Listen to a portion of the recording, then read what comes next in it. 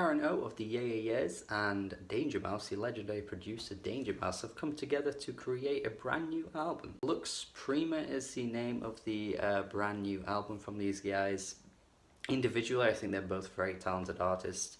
I particularly like Karen O when she's with the Ehhhhhhhh. Put out some of my favourite albums of the 2000s, especially Fever to Tell, and even just every so often on their lukewarm albums, they always have like great singles, songs like Sacrilege, for example. Danger Mouse is one of those versatile producers that's pretty much worked everywhere and with everybody, that you've probably heard his work without even knowing his name, actually, but I think for the music heads kind of people will know that his work over the course of like the 2000s and the 2010s has been pretty damn solid. Hearing about this collaboration though felt really random, like I just didn't really know what I was gonna get with it, and honestly after hearing the album I still really can't put my finger on what it is that we have got, because the album here has a very varied and versatile sound which you would expect from Danger Mouse's production style, but it never really finds its feet in what it's going for. The first couple of tracks have this quite extravagant sound, I want to say. Ministry, the second track, not really having a very polished sound though. The production doesn't particularly sound very finesse.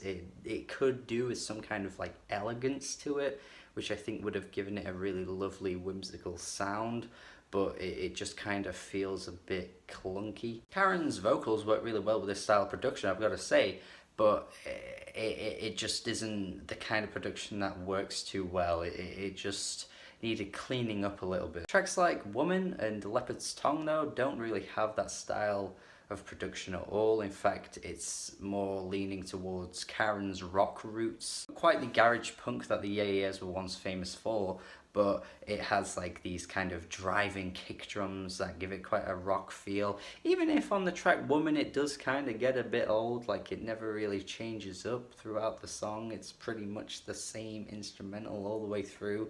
Doesn't really change once the chorus hits or anything. It's a pretty solid rock song, but it just gets a bit old. I would say Leopard's Tongue is the best out of those two, but out of all the rockier type tracks, I would say Redeemer is the best of the bunch. But it's a shame that, these tracks don't really feel like they flow particularly well within the album, because like I said, this style of production that Danger Mouse goes for on quite a good number of these tracks doesn't really stay consistent throughout the album. Almost feels as though Karen wasn't particularly comfortable with doing this style for an entire album, so they sort of ditched it at a certain point and went for her usual type rock stuff, and then kind of mixed all the tracks together to make an album, and it didn't end up flowing too well. I also think it doesn't particularly help that a track like Reveries doesn't have a very unique sound to it. It's just very much a simple ballad type track, and then in the last minute or so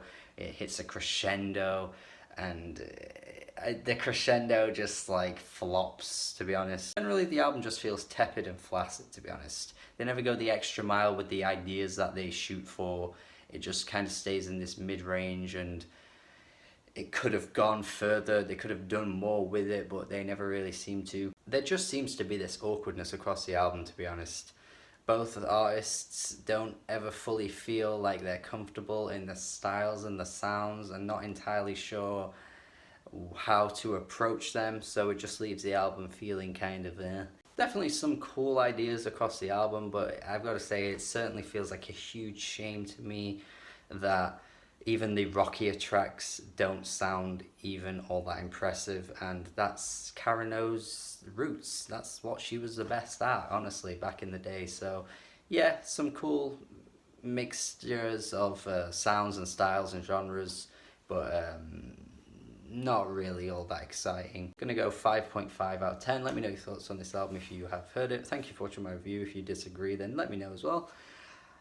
Thank you for watching. I think I've already said that, but thank you for watching. Thank you for watching. Have a good day. Goodbye. Thank you for watching.